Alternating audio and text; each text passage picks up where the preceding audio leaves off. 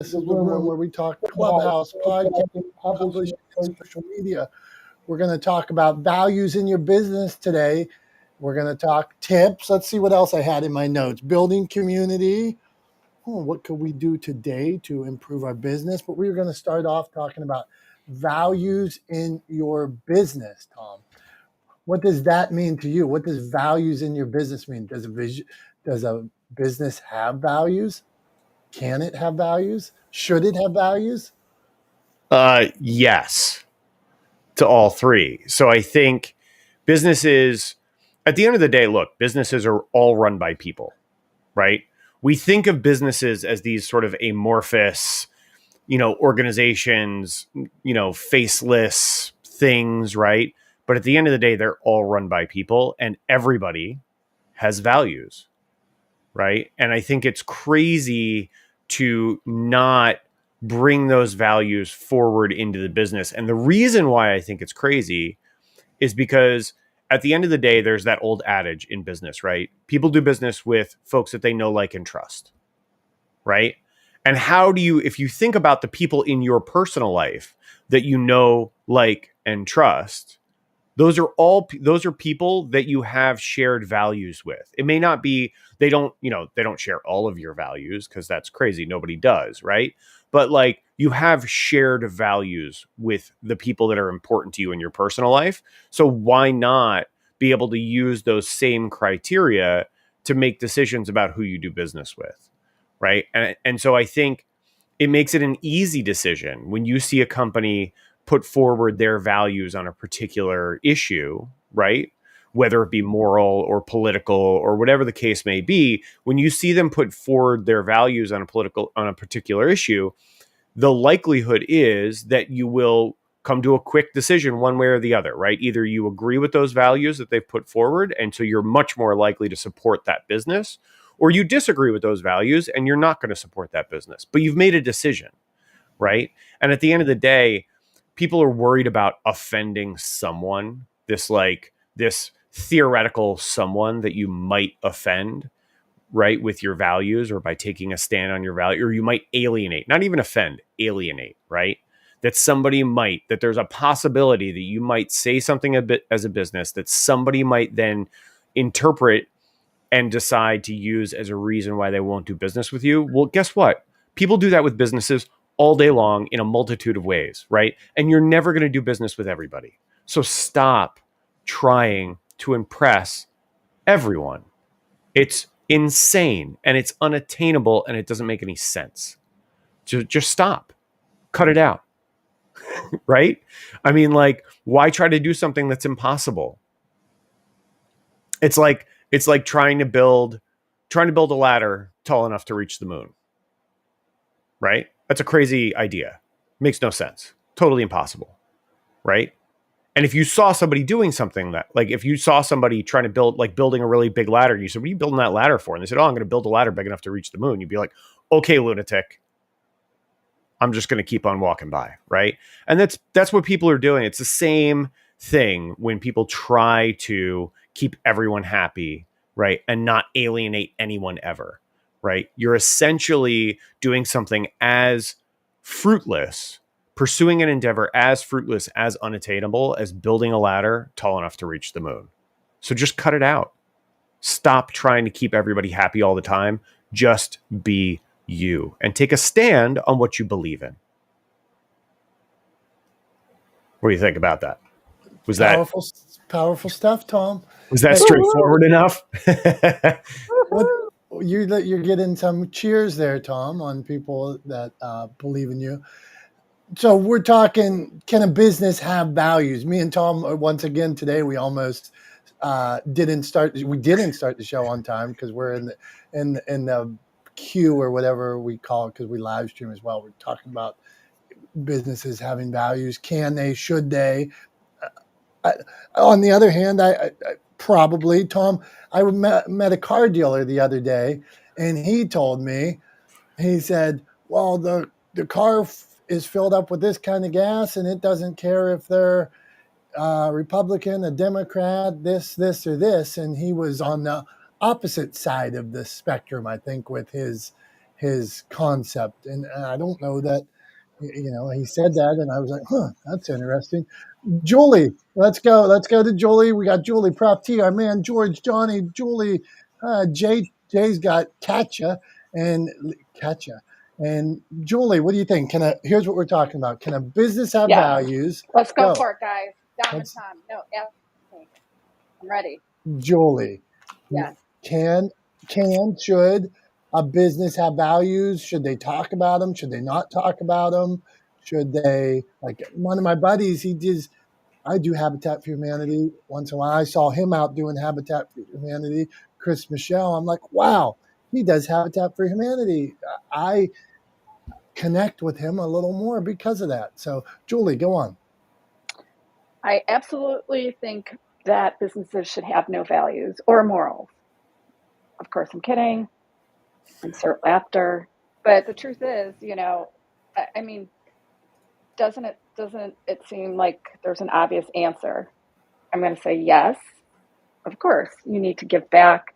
You need to move forward with integrity. People get lost, and they may seem that they're doing things with integrity and with morals, but they get caught up in the bottom line,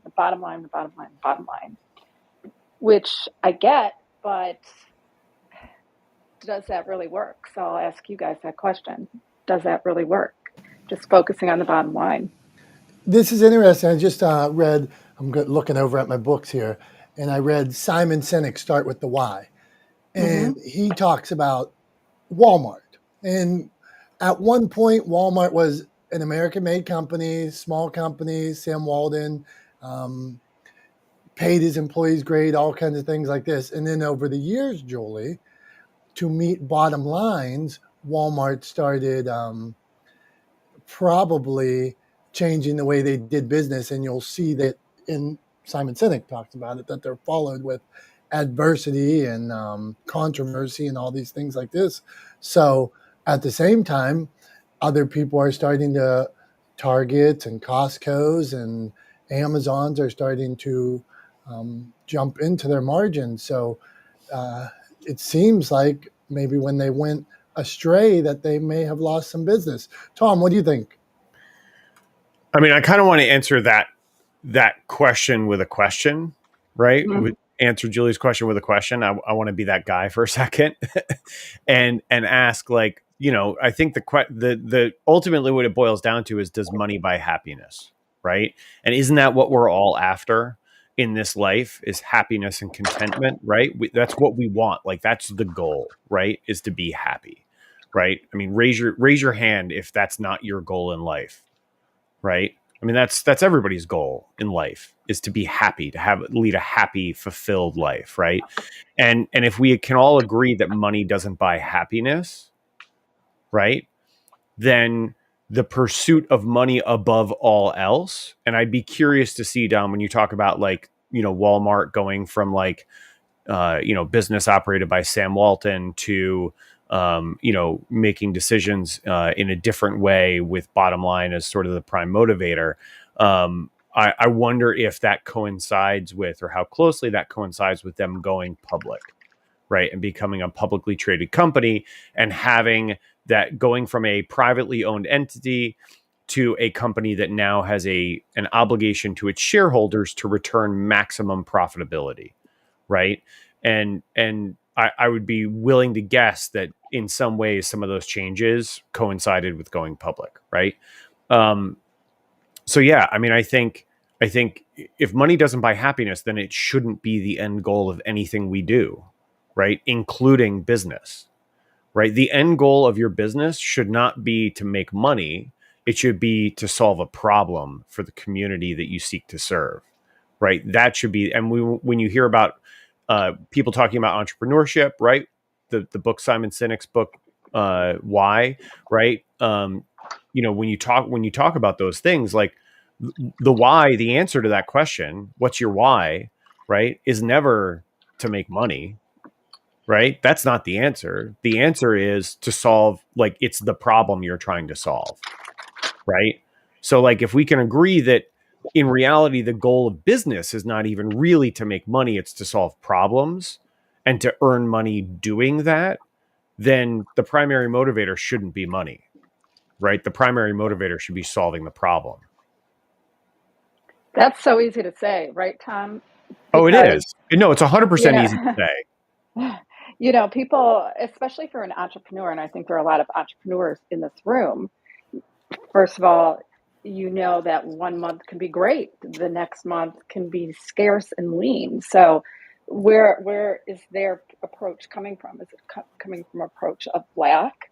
Is it ego driven? I see a lot of ego driven business owners. And can you even sustain happiness? You know, happiness is a fleeting feeling. Is it more contentment? And I know there's been studies, and I'm just making this up really, but there's been studies like there's a certain price point, let's just say $50,000 a year, that there is no proof that anyone is happier when they make more money after that certain point, that price point. So this can be a real ethereal conversation, but I mean, it's so interesting because I meet so many entrepreneurs who are just like struggling and hustling. They've lost sight of their mission and vision. And, you know, they don't care who they stomp on as well. I'm going to drop the mic there. Thank God. Jay's back in the house. Hey, okay, Clubhouse, podcasting, Jay publishing, loves and that. social media. We appreciate each of you for being here. Go on, Julie. What do you want to add? I said, share the room. Let's get people in here. Let's have a robust conversation that doesn't put Ketchikan to sleep. Yeah, that's what we're going to do. And we try, and this is always a safe place. We say that, one, we don't allow any nonsense. We'll mute you or kick you out if you beat up on somebody too much or anything like that. But it's really a safe place to ask a question, give a tip, have a conversation. So we started out, we were talking values. Can your business have values? Should it have values? And then if we wanted to talk to some tips today, we weren't going to talk hacks because Tom says hacks are shortcuts. So we were talking tips. If there's summer, we all want to look good. We want to feel good. We want our business to be good. So if you have any media tips or anything like that, share away. I'm going to go ahead, Dom, I'm going to go ahead and own what I said before we got on, because I think hacks are bullshit. 100%. I think hacks are bullshit, and I think they prey on this desire that people have to try to cheat and take a shortcut and get a quick fix for something. And the simple answer is there are no quick fixes. Everything takes time, effort, energy, right? And so, like, I think hacks are bullshit. When people are like, "Oh, I've got this hack that like took my business from like, you know, from $50,000 a year to $500,000 a year." I call bullshit. I call bullshit on all of it, right? So I'm not a big fan of hacks, right? If you want to talk about a process or a strategy or a methodology or things like that, totally on board. But when people talk about hacks, I immediately, as soon as I hear that word, I'm like, I'm out. That's fair. See that, and so the interesting when we talk there. I will give you one that upsets me as a publisher. I see a lot of people out there leading with these bestseller campaigns on Amazon, and it's cool to be a bestseller. Been a bestseller a lot of times, helped hundreds of people be bestsellers probably. But to run your whole marketing platform on that, I'm going to give a book away for free and then be bestseller for one moment in time for 20 seconds, 30 seconds, because it is a snapshot in time. Well, it is a cool post. Well, it is good that you did it. Well, it is an accomplishment. So many people are, like you said, hacking to do that. Well, I'm going to sell all my books in the middle of the night. I'm going to sell all my books in a category that nobody knows about. I'm going to give books away. So in this case, well, values, if we go back to values on this, well, you're kind of tricking people and stuff. But that was just one that hack that. So anyway, go on. I get off subject here. Prof T, the floor is yours. We got a new picture, Prof T. Congrats. Prof T has a book out now. I think I saw her holding it the other day. I see. So Prof T, tell us about the journey. You got a tip for us, and wherever you want to go, go. Good morning. Hi, everybody. Teresa Agostinelli, otherwise known as Prof T from Philly. And I'm seeing 4 shares, you guys. Everybody share this room because I love this room and believe in it. And you said that the floor was mine. Hilariously, I am mopping the floor. That is my world. So I serve and I still take care of my home because that's important. One of my values, make sure I have a clean, orderly home, clean, orderly car, because that's how I keep my mind clean and orderly. And this one, I just want to stick to topic, you guys, about values. Absolutely, values are important. One of the first questions a lot of people ask me in sessions as a therapist or coaching, what's the meaning of success? And that is such a subjective word, so I try not to steer people getting all wadded up with what success means. However, I do believe that you have to believe in yourself and stand for something, or you will fall for anything. And so let's look at Chick-fil-A. What made them so popular so fast? And they're closed on Sundays, which people thought they're crazy. Their bottom line's gonna suffer, and it did not. Lo and behold, they're sticking to their values. What makes them popular, what makes them so valuable, is because they are providing you a need with fast food that's good, and their staff goes through extensive training on how to be nice. And you're always, well, now a lot of them are only drive through, but there's always people cleaning up. Would you like some more iced tea? I mean, it's just an amazing experience. That's what sales is about, the experience. And I'm going to just close with this because I have so much more that I could say. But, what are your values? There are things in life that money cannot buy. And what's your why? I ask clients all the time, what's your why? And it varies from person to person and season to season, your season of life. My why 15 years ago, when I started out as a therapist working at a drug and alcohol facility, my why was different. My why now is I want to get my message to the world that you don't have to live in drama and you don't have to live in your trauma. And my why is my parents. I lost both of my parents at the end of 2021. Most devastating of all devastations. And I've had many. And that's my why. So you've got to know what your why is. And yes, I do have a book.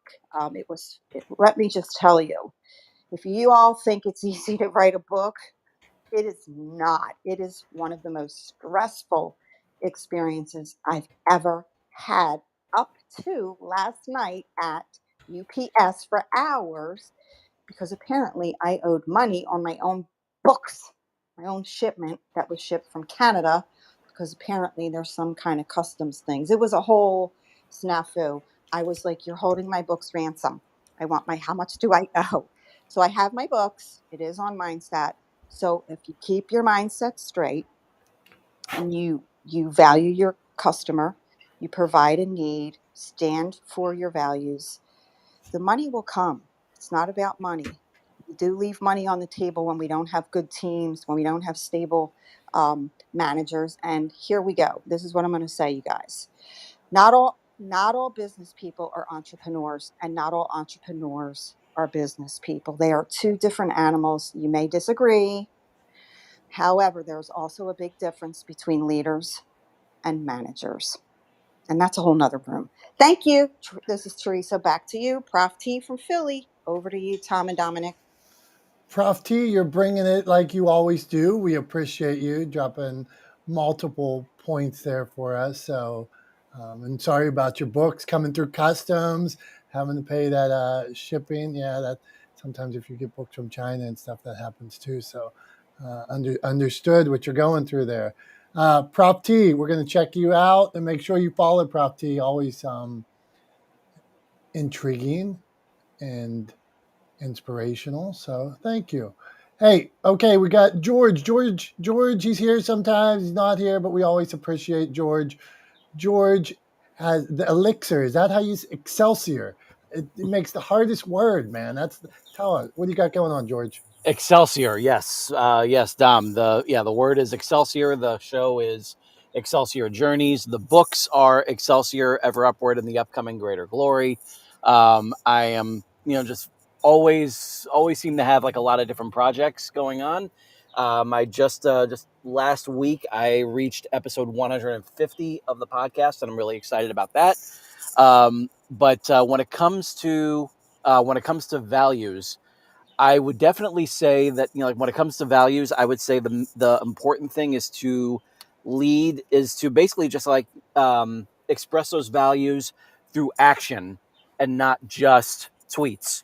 I feel like that you gain a lot more, I would say, respect by doing that, because you're backing up what you're saying with actual like actions or donations or whatever. Like you're actually like putting something to work, whether it's yourself or your money, whatever the case.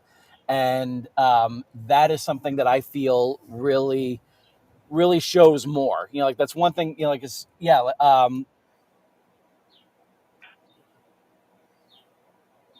stuck to their values and continue to operate like with them. I get it. Like I totally get it. And so that's something that that really creates an impact, is the fact that they actually back up what they're doing. They're not just saying something. They're not just like quoting like Bible tweets like and like on Twitter, and then doing nothing about the harder times that we're living in. So it's that's the main thing that I really said. Just like Dom, the fact that you said that someone that has done a lot of work for Habitat for Humanity, I think that's fabulous, because they're showing that they're putting in the work for it. They're not just saying, "Oh, everyone should do it," but we're not going to. So that's my thoughts like regarding values. If you're gonna show your values, if you're going to express them and everything, then back them up with some sort of action. George, man, you're nailing it, and I hope people could hear what you say and follow that example. Wouldn't the world be a better place if we went out and took action on all these things that we believed in, all these people we wanted to help, even if it, like you said, George, sometimes it's about sometimes you may be able to give $1.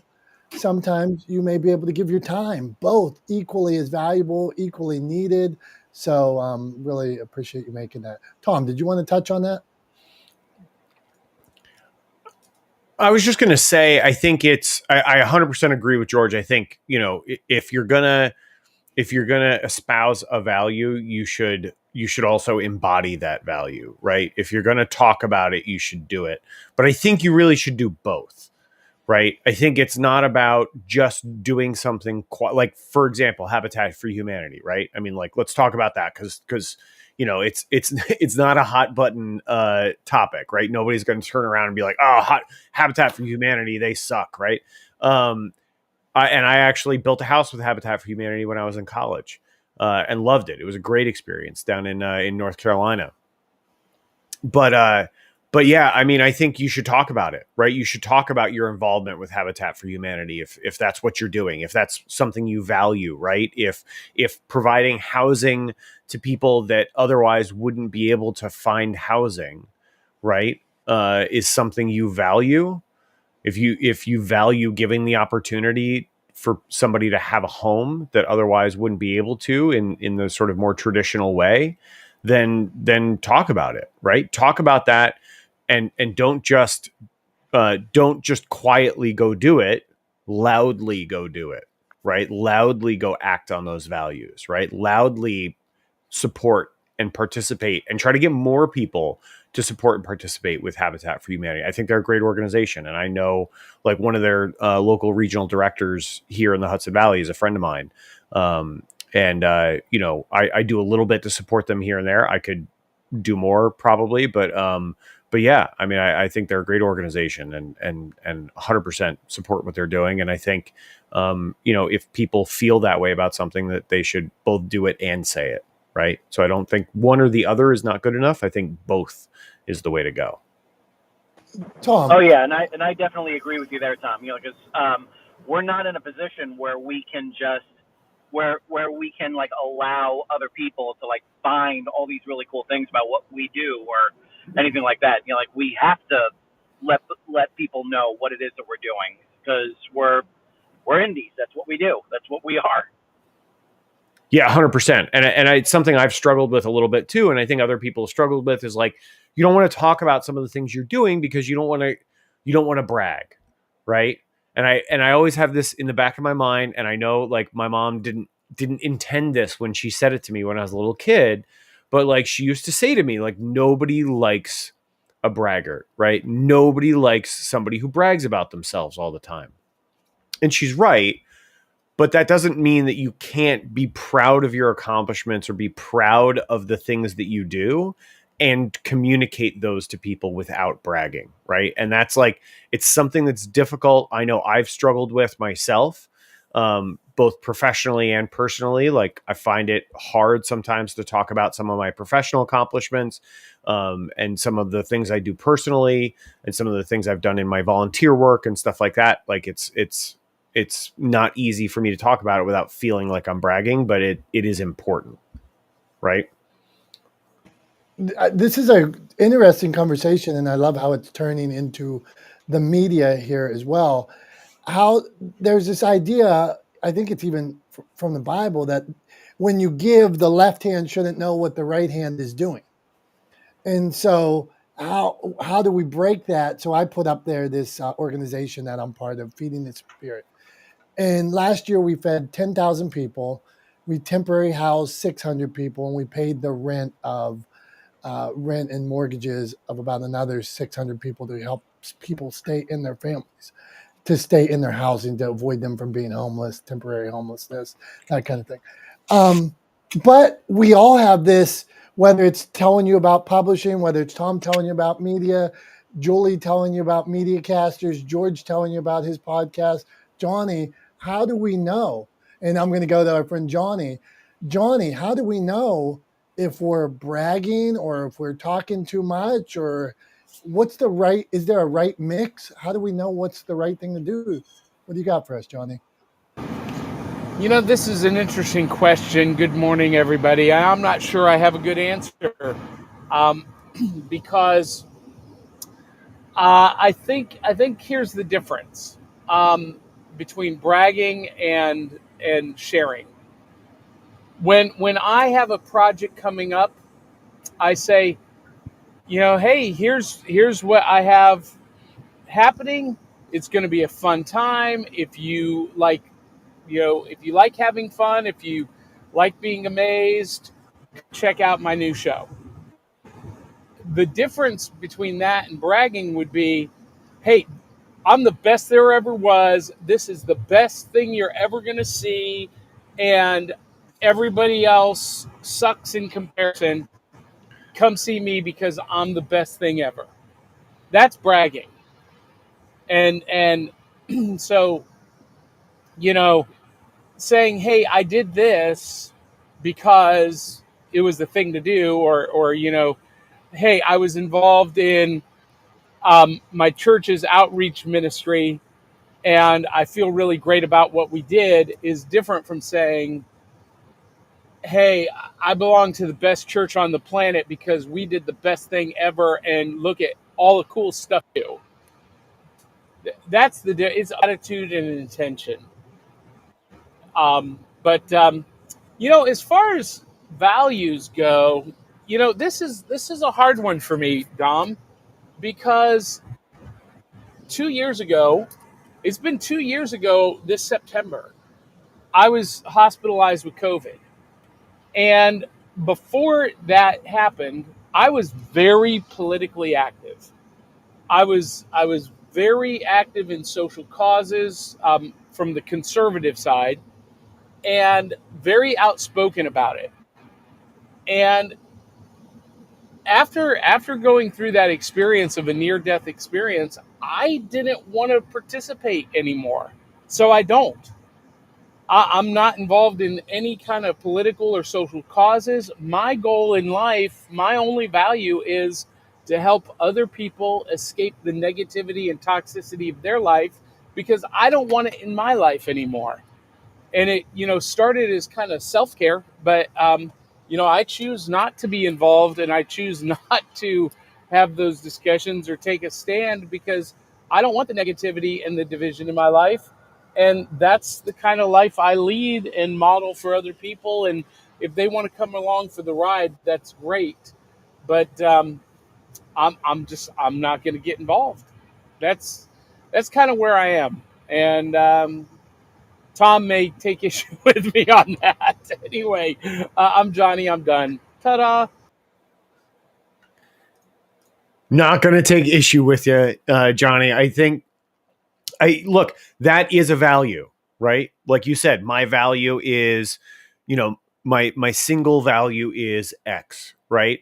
So I mean, we agree that it is good and important to share your values, and especially in a positive way, right? To bring positive change into the world around us, right? And like that's something I'm gonna get. I don't. We'll see when I'll bring it up later on, but I actually have something that I'm going to start working on that I'm going to create some content around and sort of a way that I want to start moving forward and kind of doing that a little bit more professionally and personally for my brand and my business. But yeah, I mean, I think that's great, Johnny. I think it's a great thing to do. I think I'm sure Dominick is behind you,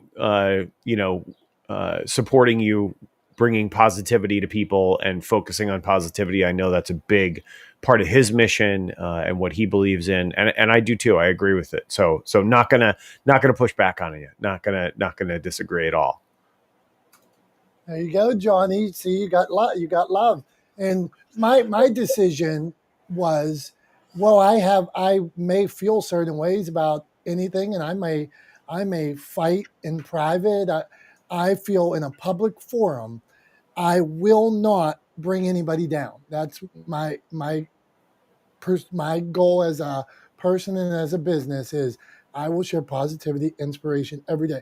There are days like you guys know my mom has battled with Alzheimer's for 10 years and she hasn't known my name for 5 years. Those are tough days.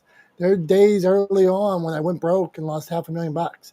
There's things like that I just wasn't going to let people in on that world and let you not bring you down. There's enough stuff going on today. Like Johnny says, there's enough stuff going on in this world that we can let other people sort that out if they want to in a public forum. And I'll have my thoughts and do what I got to do. But in this forum, I'm gonna try to share positivity, see what each of us can do. What can we do to make this world a better place? What can we do to impact people with our story, to be the lifeline that somebody else there needs? So I appreciate each of you being here. Let's continue on. Tom, we got many people to meet. We're moving along here.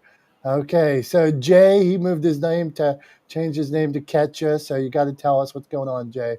So how you been, my friend?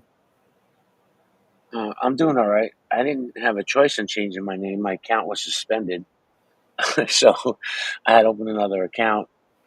When you chase so many bad guys on this app, they mass report you, and so here we are. So I got a new account, which is fine. It's not going to stop my flow. It doesn't stop my energy. But it's not about me. It's about the conversation, right? So I like seeing Tommy being so sassy this morning. But I got to push back a little bit because I think.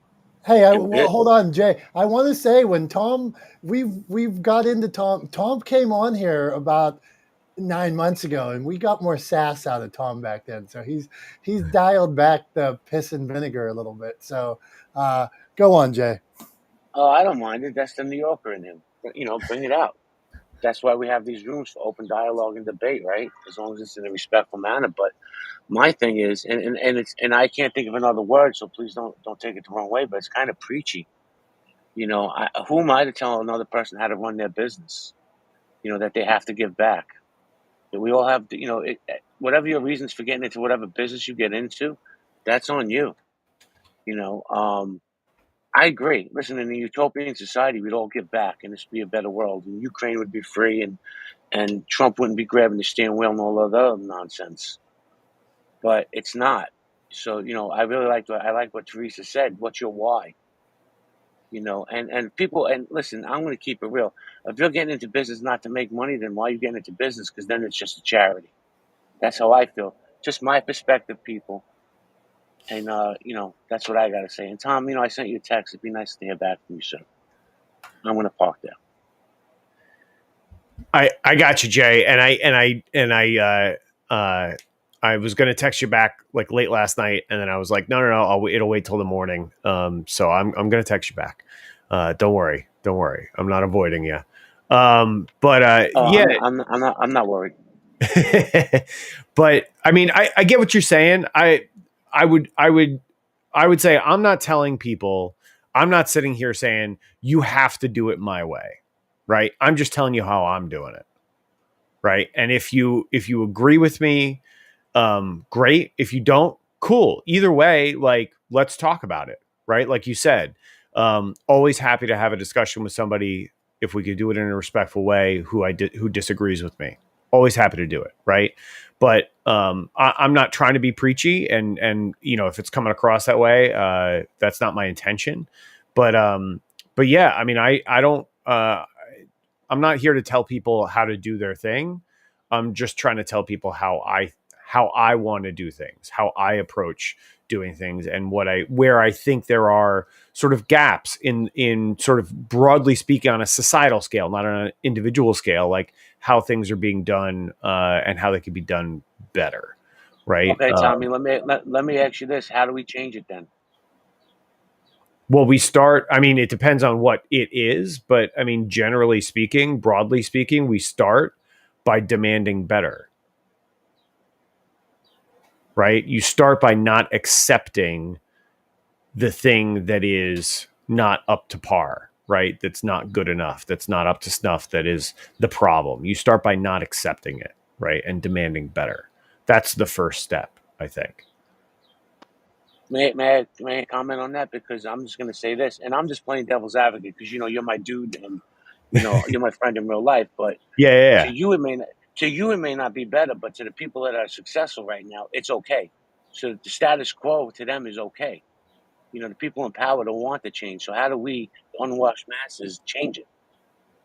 Yeah, like I said, we demand better, right? We have, at the end of the day, right? I 100% believe that we hold the power. Like at the end of the day, right? Like if you let's just take an example, say Amazon, right? If Amazon is a company, you know, did something or behaved in a way that we all, you know, that a large majority of people found abhorrent, then we can force Amazon to change, because at the end of the day, Amazon only exists, right, as a business. It only makes money because we patronize it, right? So like, we hold the power of the purse when it comes to whether or not businesses succeed or fail, right? And so it's up to us. If you can organize collectively, right, then you can affect change. But it takes people, right? It takes a movement, it takes help, it takes work. No one person can do it on their own, right? So, Tom, I call that changing the world by changing one heart at a time. Because that's how it works. You got to change people's mind one person at a time, and that's the only way to go about it, in my opinion. Yeah. No, I agree. One heart, one mind at a time, right? Well, Tommy did bring up a good point. And the perfect company you brought up was Amazon, because out in Staten Island by me, they just unionized, and it started with one person. And Amazon poured literally millions of dollars to try to stop that unionizing out there, and they failed because one person believed that they should be a union in the warehouse. So that was a good point. Yep, Hey, absolutely. Thanks, Jay. Appreciate it, bud. and the thing about this room, and I love you guys, is this is a safe place. We can talk about stuff and further our careers, further ourselves internally, intrinsically, without beating each other down and things like that. That might be, hey, today maybe we could, for 5 minutes, this world was a better place because we had a conversation where people didn't yell and scream at each other and they listened. You hear both sides, and there are two sides to every pillar. Prof T, we're going to hit Prof T. She's clapping. So when Prof T claps, she gets to talk. Go on, Prof T. And then we're going to meet Lisa, but Lisa's on the phone. So then we're going to go to the man with the plan, Charlie Cifarelli. So got all that. Prof T, then Charlie. Go on. Hey, thanks. Just wanted to say, Julie, I love you. You know that I adore you, and so glad to see you. And Ketcha, I just was like resonating with what you were saying. And Charlie has connected me with some of the greatest people ever, and I'm so grateful for Charlie. But here's what I want to say: could it be possible that there are some who don't really want to change the world? They don't want to make a difference. They just want to go to work, come home with their paycheck, feed their family, watch the evening news, go to bed, get up, do it all over again. I just don't know if everyone's got it in them to be a world changer. And I don't think that everyone's really looking to change the world. I'm just going to leave it at that. Thanks. That's Prof T. Prof T, I love this conversation. If I can jump in here, Tom, and then I have this belief that at the end of the day, if you made widgets at the factory and you made let's say you made little parts that go on a toy, and at the end of the day, you said to yourself, I made 1,000 wheels today that are going to go on this Barbie Jeep. Think how many people I made happy with the job I did. Or I had a job that got me off at 4 o'clock and I was able to be the coach of my son's baseball team every week. Or I work part-time so I can spend time with my mother. If you are doing something that makes you happy, if you feel complete inside, then you win. If Prof T, if you think you need to go change the world, or that some person thinks they need to change the world and that's their passion, well, go for it. But for me, it's a matter of happiness. At the end of the day, I'm content. I lay down on the pillow. I sleep easy at night. Then I think you won. So I do believe that some people weren't meant for that, or that's not for them, because right now, today, they are living the perfect life for them, and that is just right. So go on, Tom. Yeah, I was just going to say, I mean, Prof T, I totally hear where you're coming from. And my reaction to that, or my response to that, is not everybody has to be interested in trying to change the world, right? Not everybody has to be motivated by creating change. You need, like Jay was talking about, with unionizing the Amazon warehouse on Staten Island, right? Or the distribution. I'm not sure if it's a distribution center or just a warehouse. But the union effort on, within the Amazon plant on Staten Island was successful because one person believed that they should unionize and managed to get other people to subscribe to that belief and to participate, right? But participation comes in a lot of different forms, and you don't have to have, we don't need a million leaders, right? We don't need a million people to start the movement. We just need a couple. And then we need a lot of people to get on board with it and participate.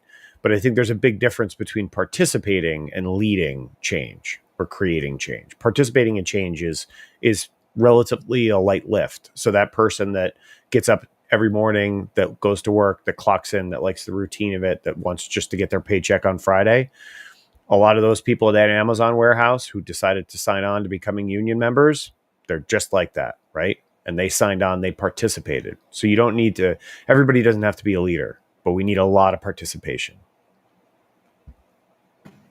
Thank you. Hey, This is the room, Clubhouse, podcasting, publishing, and social media. Julie says share the room. She says follow the club. We have a club. Down at the bottom, you can comment. For people, we're live streaming too. So if you want to, a little envelope, you can share the room. You can invite people. There's little scissors. If you've never tried social audio, you can, if this is your first time, or if you're early to social audio, let's go back through here. So I want to just talk Clubhouse for a minute. Clubhouse is not single use content anymore. Those little scissors down there, you can share the room. You can share the little arrow. You can share the room. The little scissors, you can cut yourself talking. So meaning you can clip it and you could share it on Instagram. You could put it on your website. You could share it wherever you want. The rooms can be replayed, so you can share the room later on. So there's a lot of great ways. And you can always connect with that. One of the things I think is best about Clubhouse, I did a TikTok the other day about how to use Clubhouse, but I think it's great for networking, meeting people from right here. You see, we have people from all across the globe. That would you be able to talk to somebody from across the globe this easily anywhere else? I don't know. So it's great networking. Okay, now we're moving on to something. My buddy Charlie, look at him. Charlie's got a new picture. He's jacked here, not wearing his shirt. I do this show called Bikes and Hikes, and we did a swimming episode the other day, and I took my shirt off in public, and I'm always so freaked out to take my shirt off in public. I got low self-esteem, but Charlie does not have low self-esteem. So Charlie, you hear the things we're talking about today. Fill us in on what you got going on.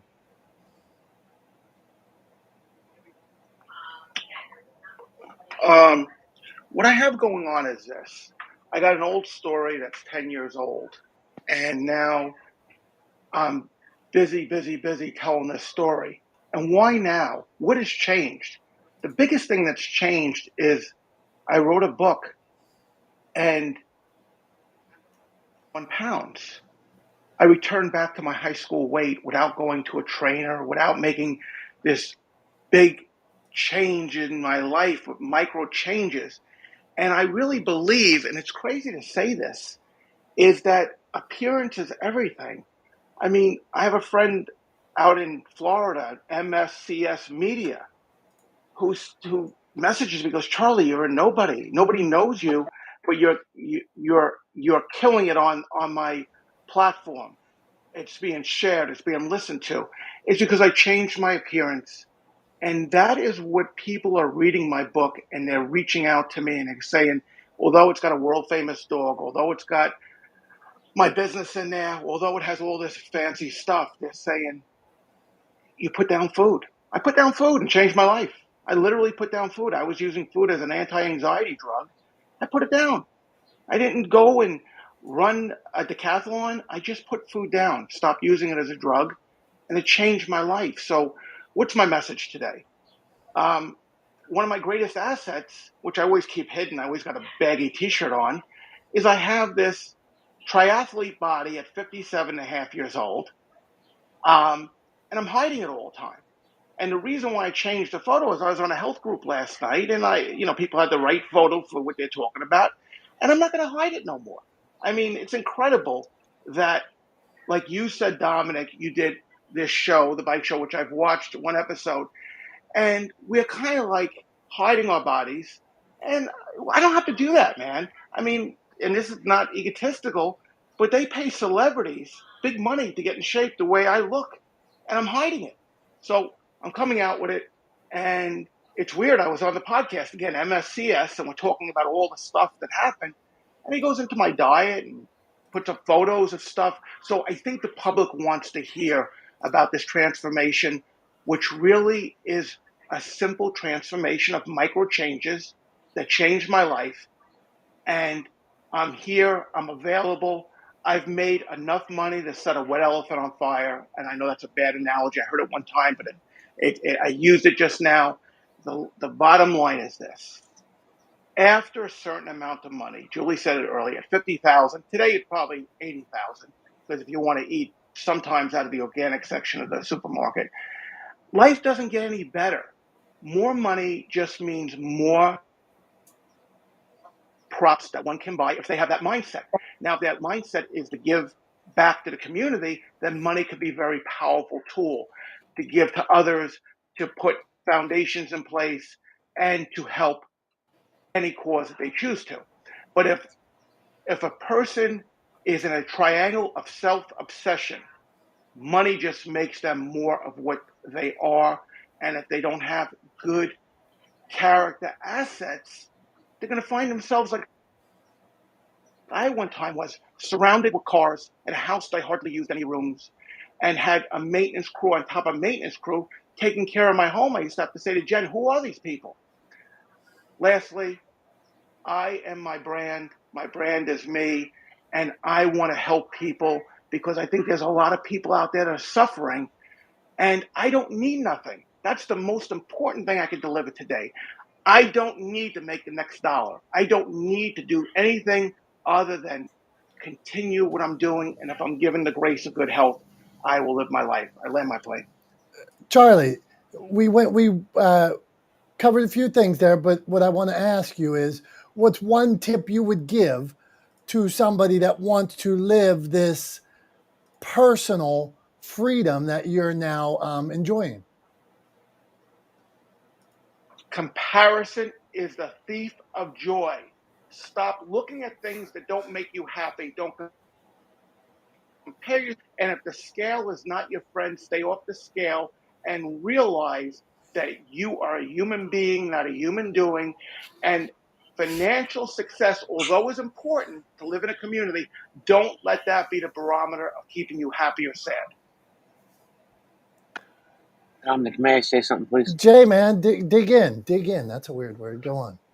I just wanted to say that all of us are really blessed because we're in a room with two of the most selfless people that I've met on this app, and that's Julie Loken and Charlie. Listen, every time I shared space with Charlie, he's always giving back, and like I legit know that he helps people off this app and asks for nothing in return. And Charlie really is a blessing in anybody's life, and I just want to say that, and I want to park there. Charlie, somebody gives you props like that, you get to respond. What do you go on? Jay is as real as they get. He's Staten Island, New York guy. And if he's saying that and he's vouching for that, and he knows the replays are on, that is a very, very incredible compliment. And I'd hug the guy right now if I could. And you know what? And Jay, believe it or not, is going to tell his story down in Florida. We have him. He's going to tell his story on some podcast. So that's his future. He's going to take his show on the road and do some podcasts. So thank you, Jay. Hey, good stuff, guys. And I personally met me and Charlie, walked around Penn State campus one day. We had lunch. I saw he ate, I was eating fried chicken, and Charlie ate half as much as me. So he is true that he is dieting and takes care of his body. So, okay, we're moving on here. I've veered off enough. Oh, and if anybody sees Lisa was in here. She was on the phone. I was going to get back to her, but I messed up. So if you see Lisa, if anybody sees the girl Lisa that was in here, find her and tell her Dominick is apologetic for not hitting her in the appropriate order. So, okay, go on. Blah, blah, blah. Dr. Tachi, one of our favorites. Dr. Tachi, a media expert. So we were talking about values early, Dr. Tachi. We were talking about tips, not hacks, because Tom didn't like hacks. He thought hacks were shortcuts. And so he taught me about the difference. And so we were talking about values and we're talking about tips. So go on, Dr. Tachi.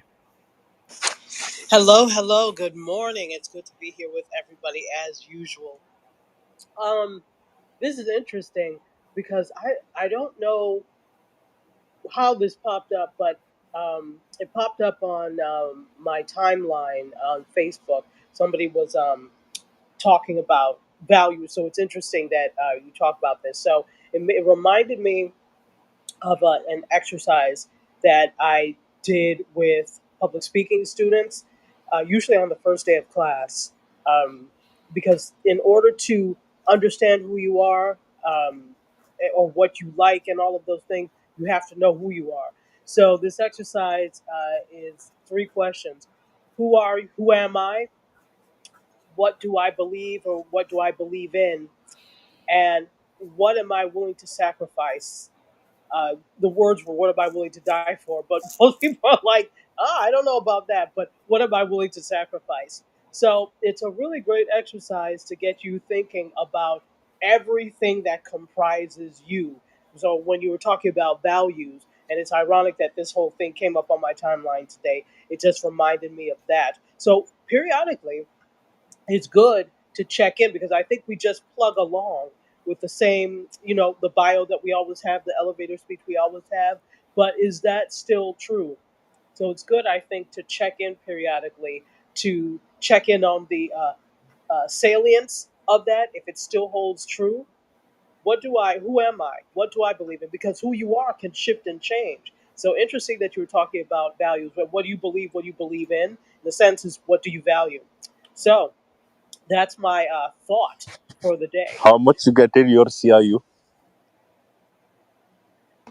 Huh? I'm sorry, say again?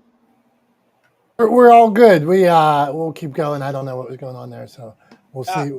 Yeah, go on. yeah, and so I released the mic. That is my thought for the day. It's ironic. Yeah, I mean, I think I agree. I mean, big surprise here, Dr. Tachi. I agree with you. But yeah, I mean, I think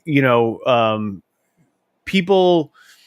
It's easy to think of businesses in particular as sort of immovable objects, right? It's easy for people to as fixed entities, right? But nothing about businesses is fixed, and nothing about the people that run businesses is fixed in time. And it's okay to uh, change over time and to change your position on things over time, to adapt your values to a changing environment, right? I think it's necessary to find success in the world, both as an individual and in business, to consistently adapt to the environment as it changes around us, right? If you don't adapt, if you don't change over time, you're going to get left behind, right? Because the world is always going to be changing around you, right? So yeah, so I 100% agree. I think you have to consistently reevaluate and let people know where you stand, right? And how those values change over time, right? If you want to get real philosophical about it, this is like one that I like to break out.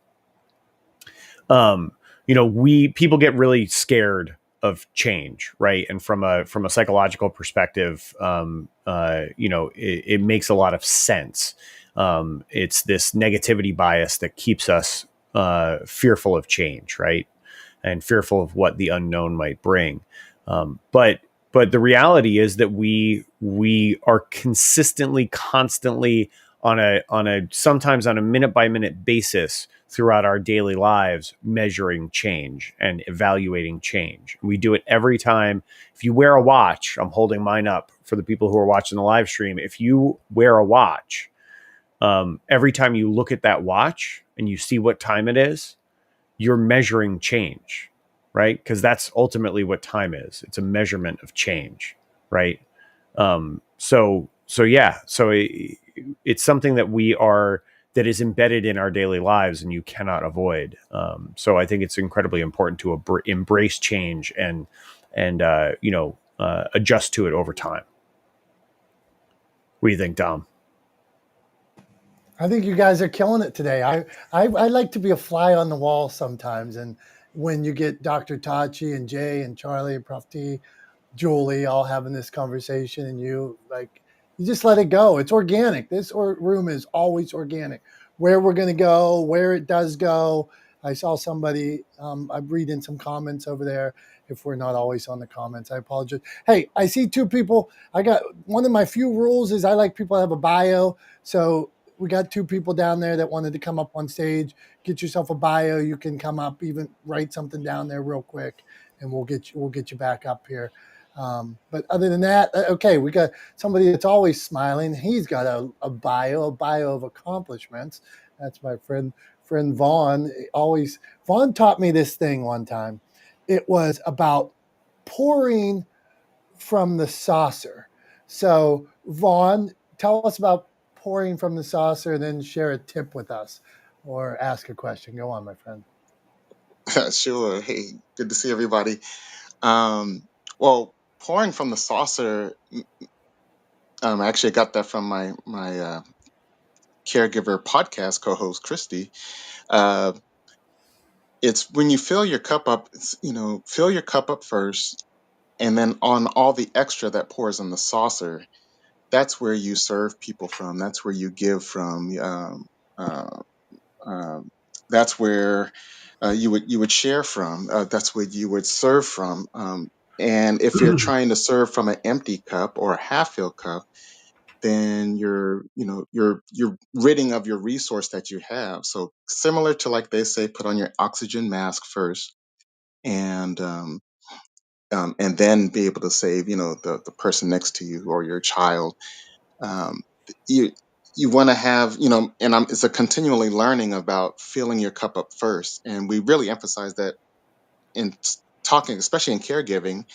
um, make sure as you're giving care that you make sure you fill yourself up, and it can be in caregiving, it can be in just it can be even in marriage and friendships and relationships and your business.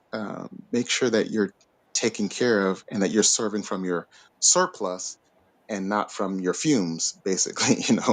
Some of us can be in a place where we have, it's just the last of the coffee that's at the bottom, that's in the last of the Kool-Aid that's there on the bottom, and we don't really have enough to share ourselves. So make sure you're filling up yourself. That would be my tip. Nurturing whatever that is, physically, spiritually, emotionally, mentally, making sure that you have in abundance so that you can pour into somebody else and not lose out and miss out on yourself. So I will blend that tip and then sharing there. Thanks, Dominic, for setting the stage for that. And I'll Okay. yield back the mic. All right. Well, that was a good tip, Vaughn. We appreciate you, man. And so that was, I told him to tell us about the saucer, but he blended it into a tip. So we appreciate Vaughn. So one thing that we say in this room sometimes is, we should say it more, but make sure that you follow everybody that you can, connect with them, support them. Like George was talking about, you can support people a lot of ways. You don't necessarily have to buy their product, but you could give them a like, give them a share, give them a comment. Hey, like what you're doing today. Help help somebody's algorithm today. That would be your, as we're all in media here, so um, you can help somebody, connect with somebody here and go help their algorithm. Mr. Ah is in the house, always methodical with his approach. I get a lot out of this guy, um, the way he, with his pace and how he asks a question. So, Mr. Ah, what do you got? You got a tip for us or a question today? Peace. It's been a great conversation just listening to these different perspectives on, at least how I view it, the concept of attributing value to just a greater community or even just your own immediate community. Um, from a lot of the things that I was hearing, I would say, just in my own personal experience, and a tip and a lesson that I'm still solidifying in my life is the balance between um, just knowing your role and the balance between the different roles that an individual plays when it comes to attributing value. And it's not just one stationary role. I mean, we all wear different hats throughout our lives, throughout the day, with different individuals. And some of those are, at the forefront and leading, and some of those are support. And irregardless of, where that role is, it still holds a lot of value.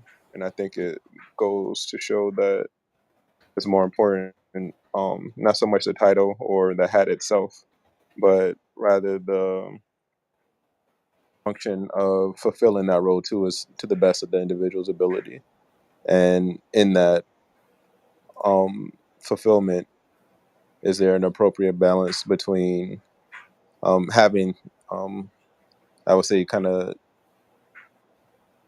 extending off of the concept of the saucer comment of pretty much having enough surplus to where that you are supplying and fulfilling your role without diminishing yourself in it. So that is where I would say that my current contribution to the conversation is off of that perspective, is find that balance between the different roles that hat may lay in, because it's not just universal in wherever you are. Like, we are always in that mediator advocacy position in our lives one way or another. And I think it's more important to hone in on where you're at and fulfilling that role the best that you can, because out of that, you receive that appreciation. I think one of the biggest examples I can give about this in real life um, is when I was working at a gas station. And this was during the time after I graduated and had my college degree, very qualified for a lot of different things. And my manager, um, in that position, he gave everyone like value. Like, he spoke to us, he gave us direction. He's a great leader. And everybody from me, who was working cashier and just sweeping and even taking out the trash at the gas station, to the manager trainee he had. And, I could have had the ideology that, I'm more qualified than everyone here. Like, I have my degree, I have my qualifications, the things I've done in my life have been at a certain standard that is well beyond what I'm currently doing. But in that, I knew that that was my role, which was to sweep, which was to get the trash out, which was to, keep the team environment. And we had a great synergy. Like, we talked, we had, fun. We even had times where we switched out and bought lunch for each other. And it was just a good communicative environment. And that synergy made working there, irregardless of what other people may have thought from the outside looking in, a functioning team. And I think that was probably one of the best experiences I had, in comparison to working at a more formal place that, even though my role and my title was different, that appreciation wasn't, balanced. So I think that's the most important thing, I think, is knowing the role in which you're in and fulfilling it to the best of your ability, so that everyone gets the most out of that appreciation, both the person doing it and the one leading at that time. Thank you, Mr. Oz. And that's interesting. It's unique in a room of creatives, in a room of business people, to bring that up, because let's say, as a business owner, your role constantly changes.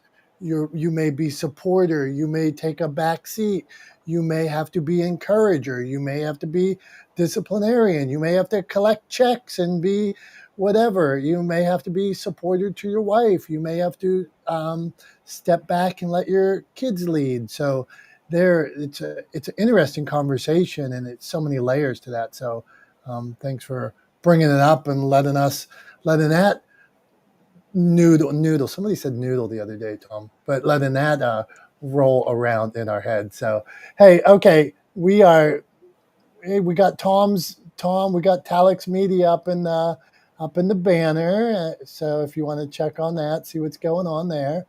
Right now, back to Clubhouse. There's 40 people in this room now. So think, you can share. You can come ask questions to 40 experts. There's been 100 people here today so far. So we appreciate you stopping by. Matthew's an interesting dude. Matthew, share a tip with us or ask a question. Go on, my friend. Thank you. Yeah. Yes, I feel like I'm somewhat interesting. I appreciate that.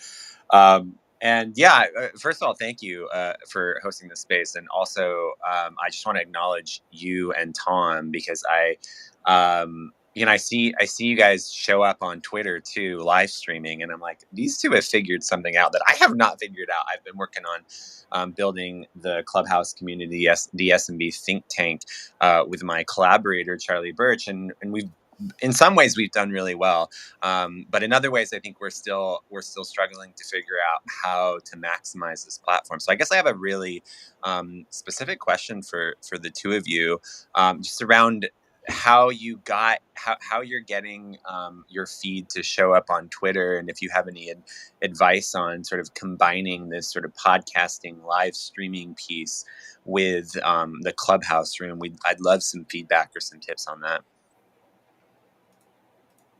Dom, why don't you go ahead and walk him through the technical details? Yeah, okay. I'll show you what I do, Matt. I get an email from Tom, and then Tom yelled at me because I wasn't hardwired into my computer. And the first couple of weeks, I would cut out on the live stream, and a myriad of other mistakes. So I will refer back to Tom. So, Matt, thanks for asking that question. I appreciate it, and just having a little fun there with Dom, because he talks all the time about how he is not technical. So yeah, and he just told me to read between the lines on the live stream for anybody who's watching. I just waved. yeah, just happened to wave with 3 fingers held up on one hand. It was a very particular way, but I fully deserved it, so it's all good. But yeah, so Matthew, the reality is it's kind of simple, kind of complicated, depending on how you look at it. There's a bunch of moving parts, and the audio is actually the most complicated part of it. But we use.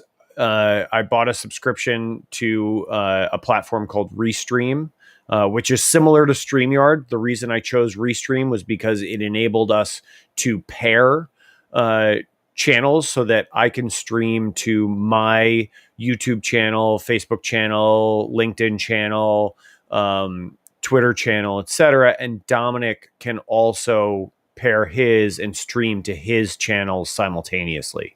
So it's going out on my YouTube and Facebook, etc., and it's also going out on Dom's YouTube, Facebook, etc. at the same time. So that's why I chose Restream. But basically, I use Club Deck on my desktop, and then I use a software program called OBS to sort of do a screen capture with this like cell phone overlay that you see on the live stream.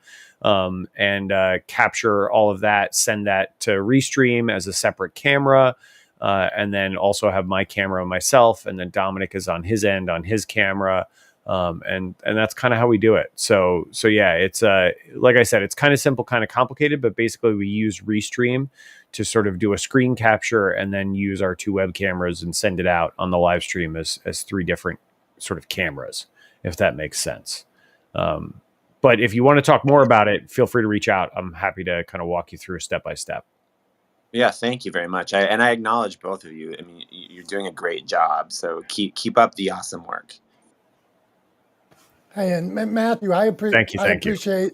I see Matthew shares some of the tweets and retweets the room from time to time. So much appreciated, man. So we feel you, and hopefully Tom's tips help anybody in this room. Like Tom gave the tip the one day about the grid lines on your cell phone when you're taking your picture. And one day I was filming for one of my shows, and I started telling the producer, I'm like, well, he was like, how do we look in this shot? I'm like, well, we got to make sure we're where the grid lines are supposed to be. And the guy stopped me. He's like, are you telling the producer of the show about grid lines? I'm like, oh, I don't know. That's what Tom told me. So Tom also got me in trouble, but the rule, I gave you advice. Your mouth got you in trouble. But the grid lines help you follow the rule of thirds. So if you say to the producer, like, I just want to make sure we're following the rule of thirds, right? And then the other one, if you want to drive them nuts, is like, I don't know. Like, if we move the camera over there, isn't that crossing the line? Just throw that one out there. You don't even need to know what it means, but just throw that one out there, and I guarantee they'll do a double take. You have to come on now. You have to tell us this is now. I could Google it, but I want to hear Tom. Yes. Well, so all right. So whenever you're in a scene with 2 or more people, right? There's this thing called the 180-degree rule, and basically, if you picture 2 people standing face to face talking to each other, right? And you draw a line through both of those people, basically the camera has to stay on one side of that line. right? It has to stay on one side of 180. So it has 180 degrees to move, but it has to stay on the same side. And it's because from the viewer's perspective, if you jump that line, right, it gets very confusing. The sort of geography and the spatial relationships of the two people gets very confusing for the viewer. And so in order to make sure that the audience isn't sort of like unintentionally disrupted from the scene, you keep the camera or cameras always on the same side of the line, and following that 180 degree rule. And if you want to see diagrams and a little bit more specifics about how this works, like please do Google it. It's kind of interesting. And if you're filming any of your own content, it's a good thing to know. But yeah, that's what crossing the line means. Is following. It's all about following the 180 degree rule. So if you turn to the producer and say, well, if we then move the camera over here, isn't that crossing the line? They'll definitely do a double take, and might give you some, might snap at you about it, but then you can be like, I'm just kidding. I don't really know what I'm saying. A friend of mine told me to say that. Thought it would be funny. When I want to get in trouble, I might try that. I learned, we were filming something one day and somebody started on me with stage right. And maybe I had somebody leaving the opposite direction. And they were like, no, they always have to leave the room this way. And I'm like, why would that be? And he's like, because on TV, it would confuse them if they left the other direction. I'm like, I guess whatever you say. Somebody that knows all about filming. Now, this guy, he knows about it. Wally Green, he's blowing up on TikTok. Anytime he puts out content, he blows up. New York, he was in the New York Times. Where else have you been, Wally? Wally, any tip you want to offer today? Go on, my friend. Hey man, what's up? What's going on? It's been a little while since I've been here. Always great to be here. Hey Tom, I sent you that thing by mistake. I see they changed some stuff in the app, and I just started clicking stuff. Anyway, a tip. I got lots of tips. Oh my A tip god. to blow up like Wally Green. How do we blow up like Wally Green? I know Consistency. First, Wally would say 20 years of hustle and become Exactly. the world's best. But go on. What do you got? Oh man, consistency is super important. Usually throughout our life and through whatever we're doing, things don't always work out perfectly. They're not always great. Sometimes we fail, but I like to fail but win anyway. Fail but win anyway. I think that's a new tip for today. I like that tip. I just did a graduation commencement speech, and I was on a flight coming back from LA. And that same morning, I had to do the speech. I didn't practice it, didn't know what I was going to say, and I just started you know, going into my mind. As you know, I like that pressure of just doing things last minute and getting into my head. And I came with this, fail and win anyway, right? People say, "What is fail and win anyway?" If you fail, you fail, but not really, right?